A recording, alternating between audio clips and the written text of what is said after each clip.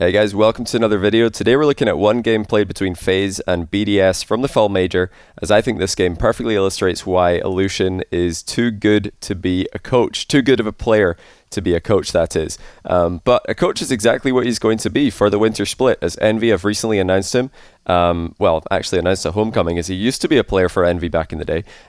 He's going to be their coach for the upcoming winter split. And this is really interesting because Envy have also made a player swap with G2. They have acquired G2's Drees, and they have lost Atomic to G2, so a direct player transfer. And in the current RLCS format, you are limited to one transfer per transfer window. If you make more than that, you lose RLCS points, which is obviously a terrible idea to any team in North America trying to make the World Championship. So Allushin joining Envy as a coach. Now, his replacement on FaZe is rumored to be Sypical, because Sypical is he's been announced as leaving Space Station Gaming to be replaced by Daniel. And there are no other top teams with a gap in their roster other than FaZe. So, yeah, fill in the blanks. Looks like Sypical's joining FaZe, which is pretty exciting because that's definitely going to be a super team. I am really excited to see that team in action. But at the same time, very curious as to Allushin's future because, yeah, I'm sure he's going to be a great coach. I think that pro players will definitely gravitate towards coaching more and more as time goes on, especially players with a high Rock League IQ like I think Allushin has. But there's maybe more to this than meets the eye. I don't know anything behind the scenes related to this. I'm purely speculating. But when I think of coaches who have made a comeback to pro play, Roldiz comes to mind in RLCS Season X. He was coaching, I think, for 2 splits for Sonics. And then in the 3rd split, he actually made a return as a pro, and they had their best split out of all 3 with Roldiz instead of a coach actually playing. So this could be another option for Envy. You know, if the new roster of Drees, Mist, and Turbo doesn't perform up to the standards that they want, Allushin, maybe we'll see him return to pro play after coaching for 1 split. Well, who knows? We also have to acknowledge before we get started here that there could also just be the desire for Allushin to be a coach instead of a pro player, as being a pro player is an incredibly high pressure job. It's very intense, and you know that maybe Allushin's just done with that. He thinks, nah, enough of pro play, I'm going to do something else. And I think he could be a great coach. So yeah, very interesting. I'm excited to see how he does as a coach. But we have to acknowledge his greatness because he played such a great series against BDS, and this game is phenomenal. But it isn't entirely phenomenal. I'm going to be pausing, rewinding, and talking about this one all the way through. But let's first of all take a look at the kickoff with the overview. So we've got FaZe going for the back corner boost. He's going to turn up the line. Monkey Moon's doing the same thing at the other side of the field. But AJ leaning left with his cheat. That's the same side of the field that FaZe's on. This is something that FaZe like to do. They like to kind of send their whole team one way, which does end up, maybe boost starving one of their players fairly often after kickoffs. But, they must think that it's getting them possessions more, because if the ball stays close to the left, AJ can get it. If it goes far, FaZe can get it. That's got to be the theory. But Allushin either miscommunicated this or just wasn't on the same page, because he forces the ball to the right. And that just gives Monkey Moon a free touch, which is never ideal. Luckily for FaZe, Monkey Moon's touch was pretty poor when he just gives the ball straight away to FaZe. So, all good, despite a terrible kickoff from FaZe.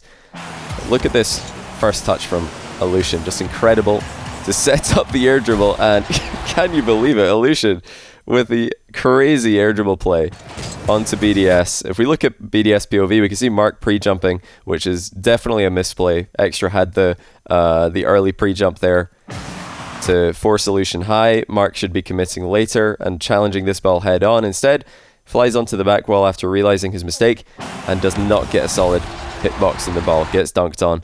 Looks like he might have thought Allushin was out of the game, but clearly that was not the case. Fantastic play either way by Allushin just 9 seconds into the series.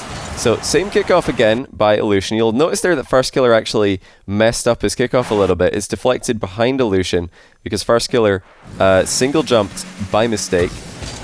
So he still manages to get the ball to the back corner despite the mistake. But I think he's probably panicked here because in the aftermath, he flips to the back corner instead of grabbing the mid boost. Now, I think grabbing the mid boost would have made a lot of sense here because Allushin's clearly got control, and that is going to buy enough time for FaZe to grab the mid boost and follow in behind AJ in the next play. But FaZe again, realizing his mistake, goes back for the boost And now this has all gone wrong for FaZe, because instead of FirstKiller being behind AJ, ready to follow up on this touch or 50-50, whichever it ends up being, he's way out the game. So this could have easily been a goal for BDS. Results in a completely free touch for Monkeyman again, second one of the game. So already in the first 20 seconds, we've seen two completely uncontested touches for Monkeyman from FaZe misplays.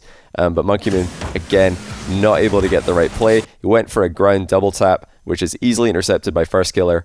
I think the pass to Extra would have made a lot more sense there from Monkeyman. But yeah, FaZe have survived two mistakes. Now we're back on Allushin POV. Or sorry, we're still in FirstKiller POV. Let's go back on Allushin POV, I should say, and see what he's doing.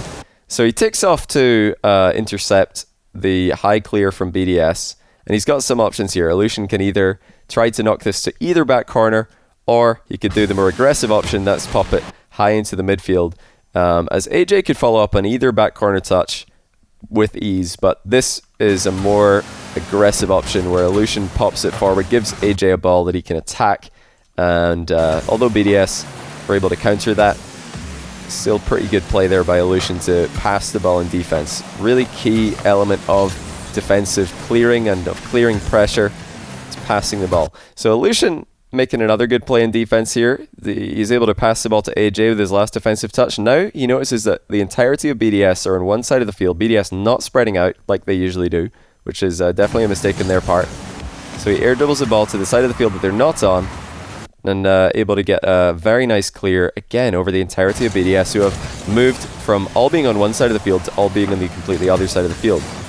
Allushin following up the offensive clear with a boost steal and demos. These are the things that make these hard clears effective. If you're hard clearing the ball for no reason and just giving it to the other team, pointless. But if you're following it up with boost steals, demos, just any threats, then it can really put pressure on the other team and force bad touches. So this is very good from FaZe. Something they do very well is following up on hard hits with aggression and forcing misplays from the opposition. Allushin looking to close down Monkeyman, didn't get there in time, but just simply the fact that he's there does force Monkeyman to make a play early, and great 50 by Allushin, followed up by a wall pinch to clear the ball far into the half, and again following it up with the same idea, clear followed by boost steal followed by demos on the exit. Now, he's definitely missed a lot of small boost pads here, and I think this is probably something FaZe could do better, is a small boost pad pickups, because here, you know, Allushin kind of pathing between them all, and I think he probably tried to hit that one, but he just missed slightly. But although he's missing some small boost pads, he does do something very, very important here for his team, and that is cutting off the infield pass, something that I think FirstKiller should probably have been doing as well. Because if we look at this play from FirstKiller and AJ's perspective, there's FirstKiller with a 50-50, landing with 43 boost, which is good. Not wasting all of his boost, he's able to accelerate into the middle. But he sees that Monkeyman's going to be making a touch here, and that touch could be one of maybe three things. It could be a backboard double attempt, it could be a shot, more likely, or it could be an infield pass. Those are the three things that this touch for Monkeyman could be. And given the position that AJ's in, he's got the backboard, he's got the net covered. What's the one thing that AJ can't cover while he's defending against a potential shot?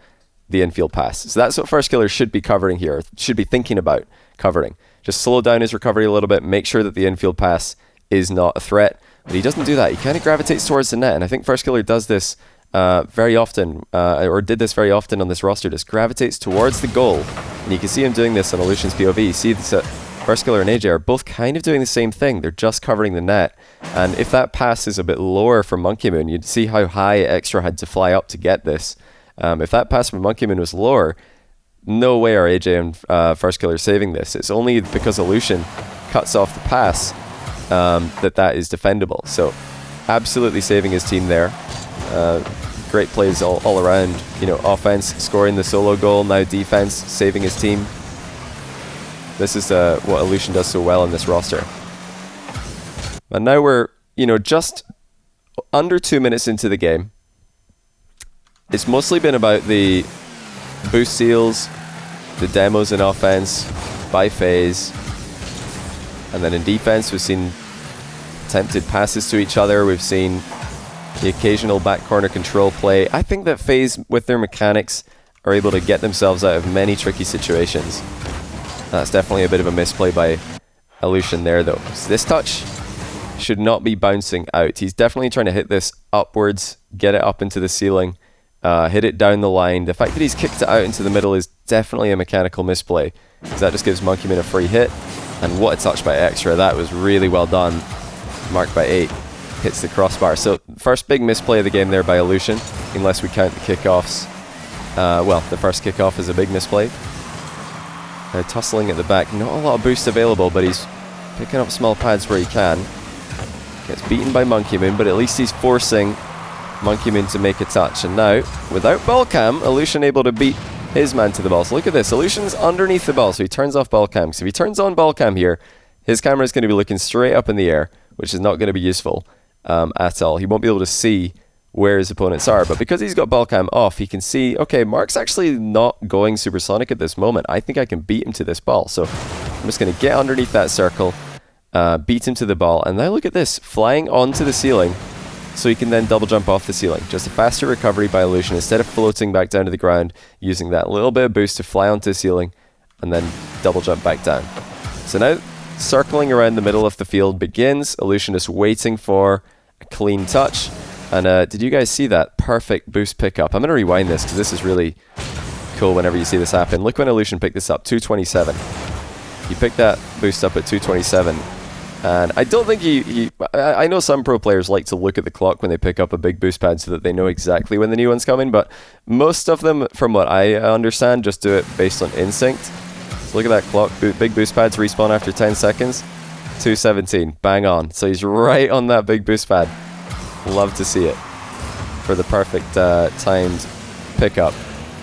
It's another reason why boost steals are so important. Now Allushin lingering downfield, giving his teammate an option. He knows that AJ's going to hard clear this, and he's there to knock it up into the ceiling. Now the reason he's going up into the ceiling here instead of trying to just shoot is because it's less risky to go high. If you shoot this, if you try and get one of those glancing redirects, which actually Allushin did later in this same series, then you're leaving yourself open to being dunked on, but by going up and into the ceiling, you make it far harder for the other team to get an interception, and looks like marked by 8 beamed another save.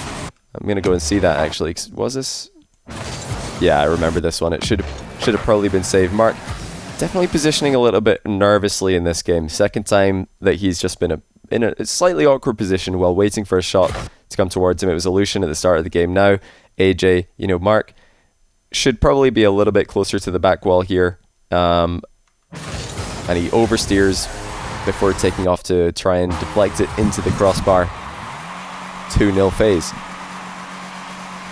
I've been thinking about making a video about this entire series. I might still do this because it is an interesting series to watch, and it's interesting to compare FaZe against BDS to the FaZe that played NRG later in the event. And also to compare BDS against FaZe to the BDS that played NRG. They're the three teams that everybody's talking about from the RLCS major. Would FaZe, or is it like everybody wonders, is it kind of a rock paper scissors scenario with FaZe beats BDS, who beat NRG, who beat FaZe? I personally don't think so. I think that coming off this series, just to pause for a second and talk about what I expected to happen coming off this series. So coming off this series, FaZe advanced to the playoffs, and I honestly wasn't expecting them to beat Endpoint in the quarters, which they did. And BDS did it. They ended up advancing to the playoffs after the next round to play Complexity, and I didn't think that they were going to beat Complexity, so I was wrong on both my predictions, because coming off this series, I thought BDS looked incredibly disjointed, and I thought the increased pressure of the playoffs would just cause them to crumble. And for FaZe, I thought that they were just going to, get destroyed by Seiko, to be honest, because Seiko is playing pretty well, and playoffs Endpoint, at least online, never lost. They were 8-0 in playoffs. So yeah, it made sense that these two teams would struggle, but they both proved me wrong. They both proved everybody wrong. But yeah, if you guys are interested in seeing a comparison sort of video, Swiss matchup here between these two teams, and then how they performed in the playoffs against NRG, definitely let me know in the comments, because I've been thinking about it. I've streamed one of the series on my live stream, but haven't gotten around to making a video on that topic yet. So a lot of lurking in the midfield here. Nice little wave dash there by Allushin as Got bumped by Monkey Moon.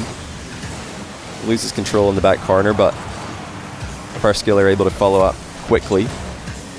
Now Allushin just jumping here to cover the shot, and it doesn't even come close to making contact, but it's important that you have somebody doing something like this just to put off a player like Monkey Moon or Mark by 8, who love to be aggressive in these positions. You know, Monkey Moon, he'll see Allushin up in front of him here, and that will definitely make Monkey Moon think twice about shooting this ball, which would be pretty scary if he could.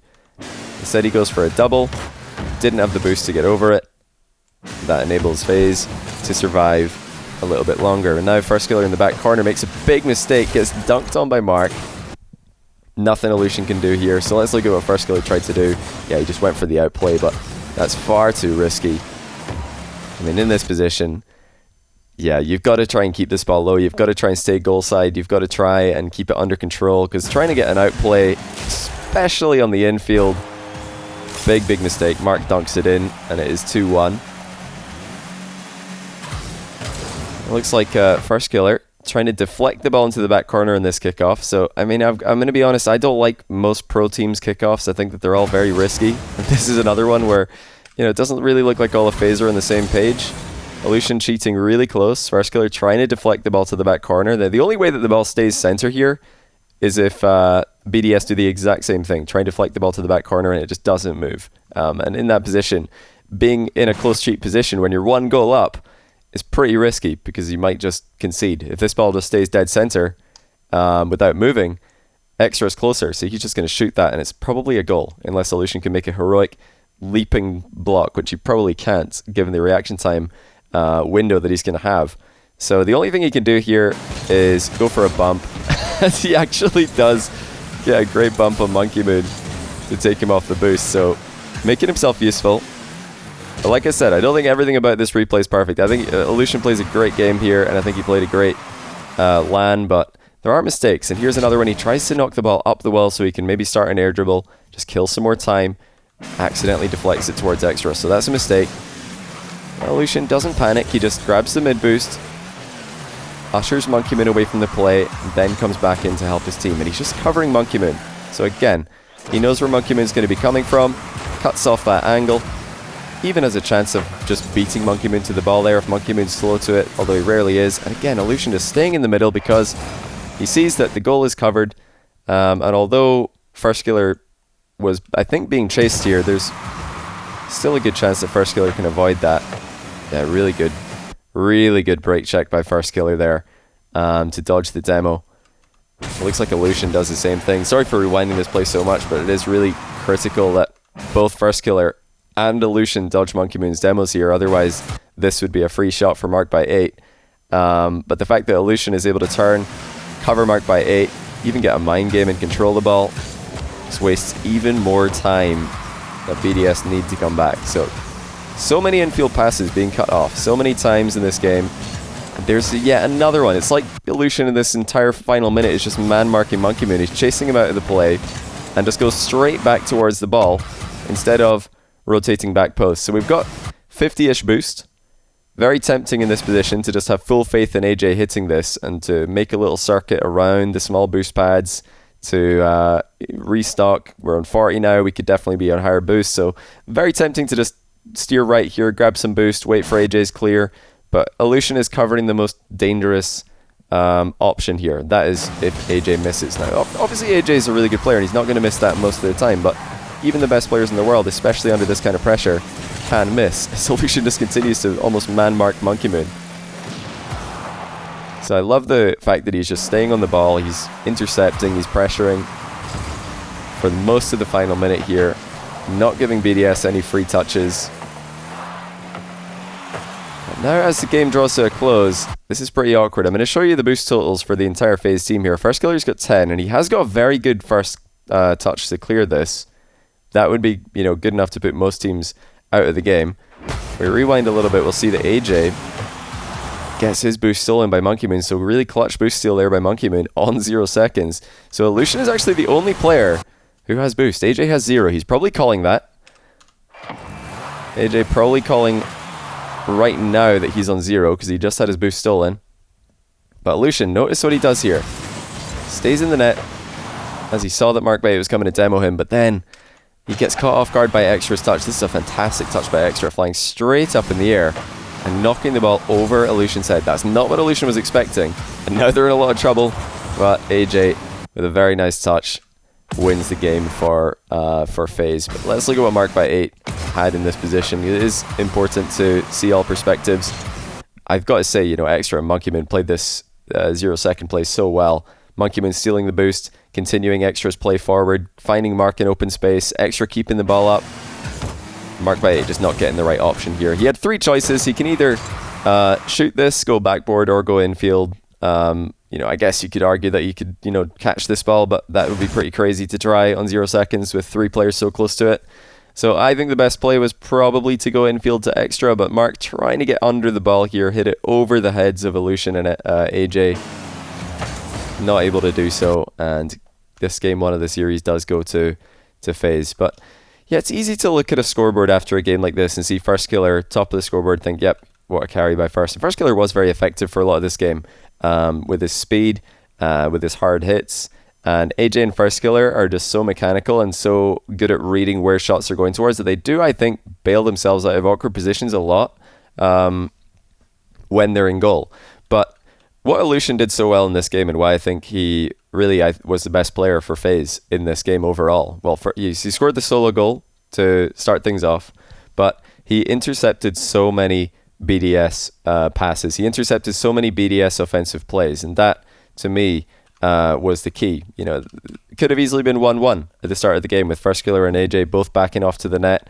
Monkey Moon had the pass in field, I think, to Extra, which I don't remember exactly when it was, but this could have easily been 1-1.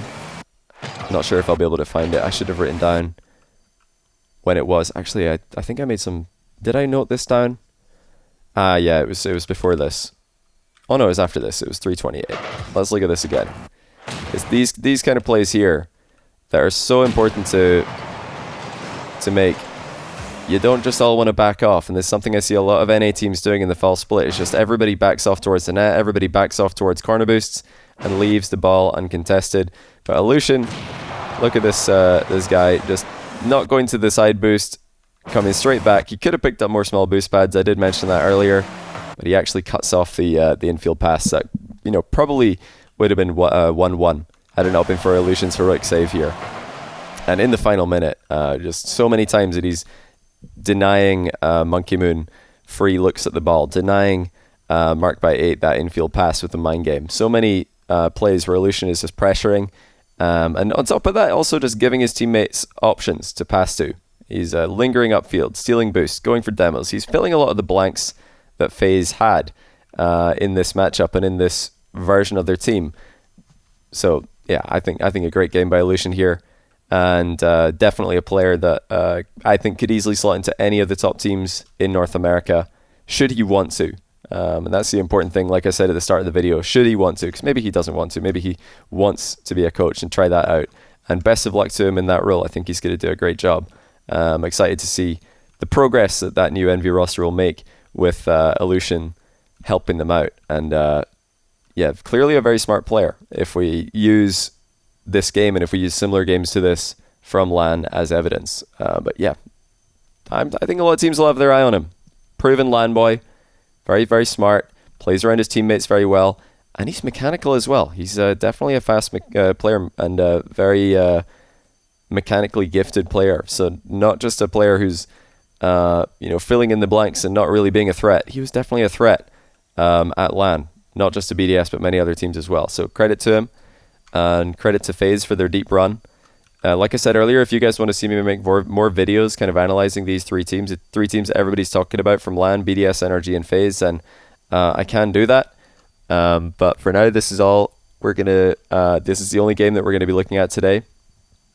So hopefully that was helpful to some of you guys. And yeah, definitely excited to see the new FaZe as well, because if this team was good with Allushin, I think it can definitely be a good team with Sypical as well. If Sypical is indeed going to go to FaZe, as everybody is speculating, I'm very excited to see that. Sypical's phenomenal. Been a while since we've seen him at his best. I think he can absolutely perform at his best on this roster. And he is another very, very solid defensive player. The only thing I'm worried about is that if this team, if First Killer AJ Typical just try to stick to what they've been doing for most of this season so far, it might be a little bit too defensive. You know, they need to have someone who's kind of ruffling the feathers of the other team and just cutting them off and doing the dirty work like Allushin did in this game. So will that be Typical? Will it be First Killer or AJ stepping up? I think it could be any of them. I think that the new FaZe is going to be a great roster. I'm not making this video to say that FaZe made a mistake by any means. Purely wanted to just make this because I rate Allushin as a player, and I think that you guys should as well. But like I said, that's all we got time for today. That's the only game we're going to watch. Somehow managed to turn one game into a 25-minute video, but that's just what Rocket League's like if you look at everything in detail. I'll be back soon with more streams. I did say after my most recent video that I'd be streaming a lot, but I actually got food poisoning the same night that I said that. So I have been inactive for a couple of days, but feeling good now again. So should be back with the streams finally. I know I keep saying it, but yeah, I didn't plan to get food poisoning, which was a bit unfortunate. I'm going to be seeing you guys soon. Take care. And as always, thanks for watching. Have a good one, guys.